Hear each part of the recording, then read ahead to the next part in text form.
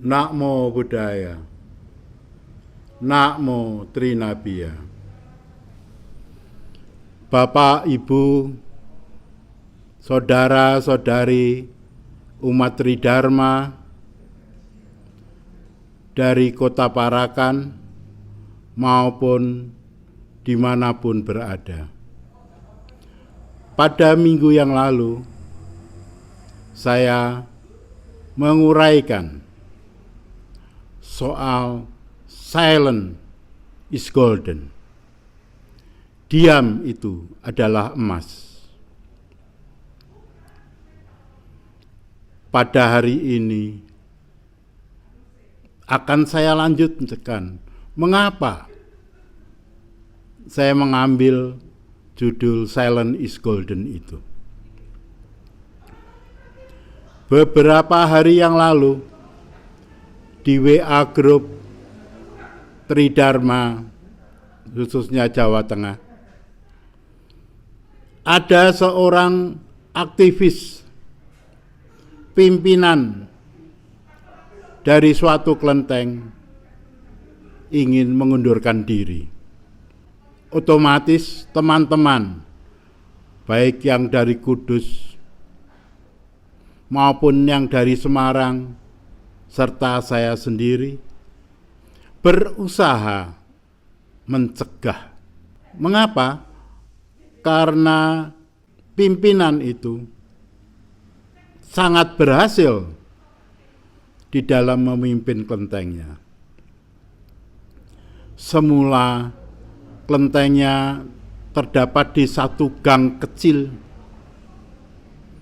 berbentuk seperti rumah tangga, akhirnya sekarang sudah berdiri megah di lokasi lain, terawat dengan baiknya.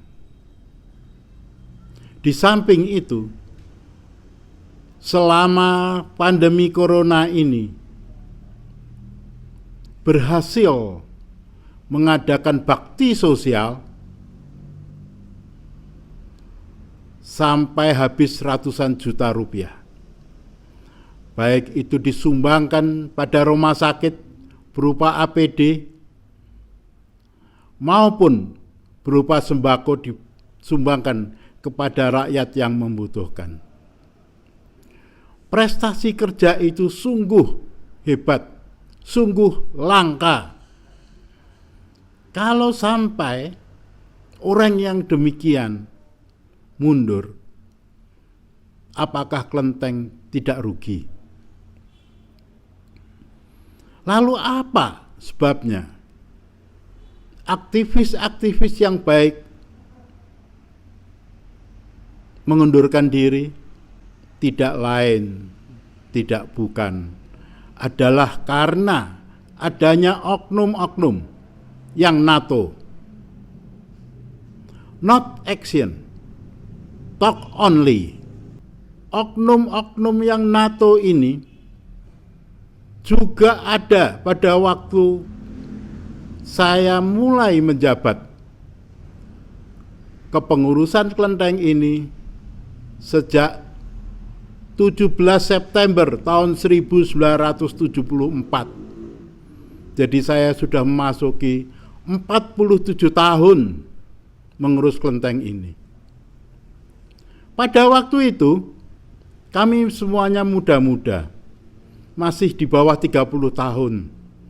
Kami masih kenyal dengan kritikan-kritikan. Bahkan kita jadikan suatu guyonan.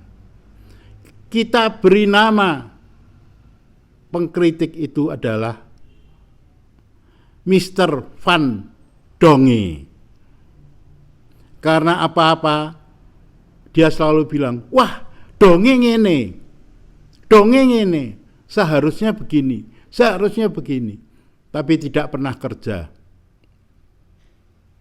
Nah, Mr. Van Donge ini juga terdapat tidak hanya di kelenteng sini, tapi di mana tempat ada.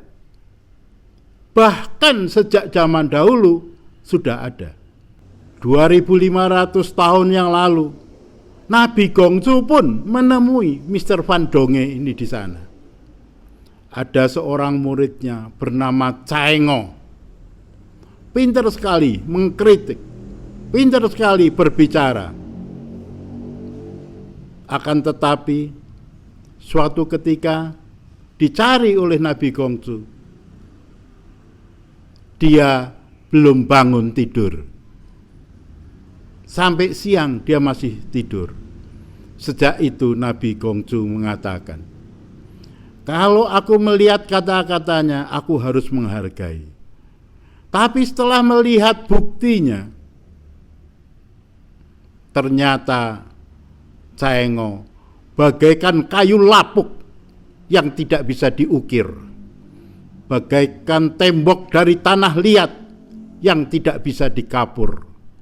Itu kata Nabi Gongsu pada saat itu. Jadi Mr. Donge ini ada dari sejak ribuan tahun yang lalu, selalu ada. Orang yang senangnya hanya berkomentar, orangnya senangnya hanya mencacat, tapi tidak bisa kerja. Oleh karena itu, minggu yang lalu saya menguraikan silent is golden. Lebih baik diam. Diam itu adalah emas. Berikanlah kesempatan kepada yang ingin maju. Doronglah. Berilah spirit supaya kelenteng lebih meriah. Kelenteng lebih ramai. Kalau semuanya hanya mencacat, akhirnya orang-orang yang bagus, orang-orang yang kinerjanya bagus, lari dari kelenteng. Apa jadinya nanti? Kelenteng hanya berupa museum. Sudah di banyak kota, kelenteng dikunci. Kalau ada orang mau sembahyang, menemui pengurusnya, pinjam kunci, baru buka kuncinya. Hendaknya disadari bahwa kelenteng ini adalah warisan dari leluhur kita. Leluhur kita mendirikan kelenteng ini adalah untuk sosial. Sekali lagi, untuk sosial. Di bilangan Jakarta, di dekat Petak 9, ada kelenteng yang didirikan oleh para pedagang beras. Saat ini diberi nama Vihara Padilapa. Ada juga kelenteng yang didirikan oleh tukang kayu. Yang dipuja adalah Laupan. Jadi, kelenteng-kelenteng itu adalah merupakan tempat komunitas kita untuk berkumpul, untuk saling mengisi, saling sharing. Bahkan ada kelenteng yang didirikan oleh para ahli ramal. Mungkin Bapak Ibu kalau yang senang Jutmyo tahu, ada satu kelenteng di Jakarta, Fat Chukongbyo.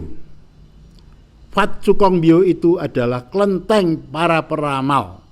Nah, oleh karena itu, kewajiban kelenteng sebagai agama rakyat ini adalah melayani semua orang yang membutuhkan. Melayani semua orang yang membutuhkan. Apakah dia butuh obat? Silakan Ciamsi untuk minta obat. Apakah butuh melihat nasib? Silakan Ciamsi untuk minta nasib.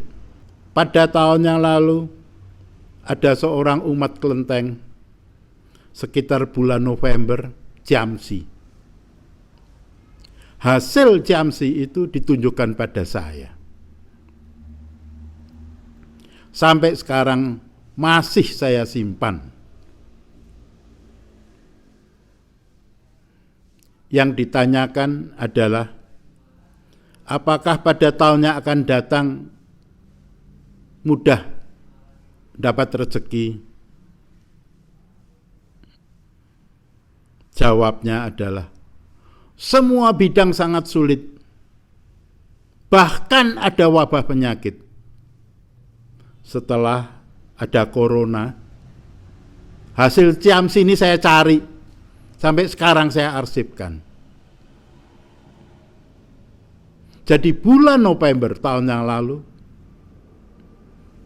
Ngongco sudah jawab bahwa tahun 2020 ada penyakit luar biasa.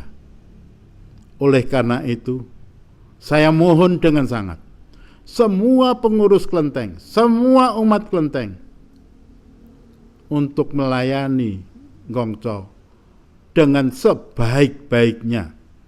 Kita bukan melayani orang biasa. Yang kita layani adalah roh suci. Tolong jangan sembarangan memperlakukan roh suci. Semua bangunan yang ada di kelenteng ini sudah minta izin Kongco. Di Pue, Kongco Pue baru dibangun. Tata letak di Pue, Kongco Siok Pue baru kita laksanakan tata letak yang kita tanyakan. Jadi kalau ada umat yang usul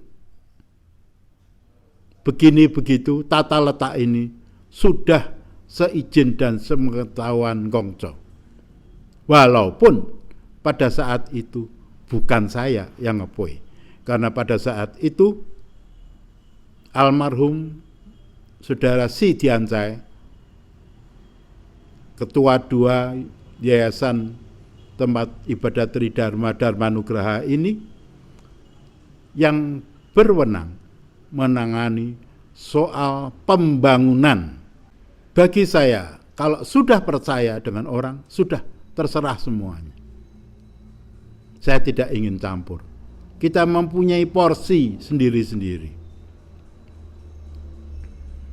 Tadi pagi sebelum saya ke sini, saya terima telepon dari Cik Loan Kiau. Katanya Ciswa mau diurusi oleh anak-anak muda. Silahkan. Kita harus mendorong anak-anak muda untuk maju. Kita ini sudah 70 tahun lebih. Sudah saatnya semuanya yang berperan adalah anak muda. Dan saya yakin anak muda mempunyai kemampuan yang lebih dari kita yang tua-tua, dari kita yang gaptek ini. Seperti halnya setiap minggu saya mengadakan rekaman ceramah ini dengan dibantu oleh Saudara Kris yang masih berusia 32 tahun. Kalau kita ngandalkan yang tua, kita tidak bisa setiap minggu mengadakan rekaman. Oleh karena ini, silahkan yang muda, supaya diberi tanggung jawab, dipercaya, dibimbing untuk melanjutkan estafet kita, melanjutkan kepemimpinan di kelenteng ini. Pada waktu kami aktif di sini pun kami semuanya masih muda belia. Saat ini dari 17 orang aktivis kelenteng pada tahun 74 paling tinggal 5 sampai 6 orang. Itu saja sudah sakit-sakitan. Kita sudah tidak mungkin lagi mempertahankan terus. Oleh karena itu kita berikan kesempatan pada generasi muda. Kepada orang-orang yang NATO, not action, talk only, selalu mencacat dimanapun berada. Cobalah, saya ingin membacakan satu nasihat dari Nabi Konghucu. Kise putyok mutsi injin. Apa yang diri sendiri tiada inginkan, janganlah perlakukan pada orang lain. Andai kata saudara tidak ingin dicela, jangan mencela orang lain. Ini terdapat pada kitab Tiong Yong. Akan saya bacakan ayat lengkapnya. Bab 12 ayat yang ketiga. Satya dan tepasarira atau tahu menimbang itu tidak jauh dari jalan suci. Apa yang tidak diharapkan mengena diri sendiri, janganlah diberikan kepada orang lain. Hendaknya dipegang erat-erat. Apa yang diri sendiri tiada inginkan, jangan diperlakukan pada orang lain. Apabila semua orang bisa begitu, maka akan tercapai suatu tujuan akhir dari agama Konghucu, yaitu Dien Sia Wikung Seciek Tadung, perdamaian dunia abadi. Kiranya cukup sekian uraian saya pada minggu ini. Semoga uraian saya ini bisa bermanfaat untuk semua yang mau berubah. Sekian, terima kasih. Namo Buddhaya, Namo Trinabia.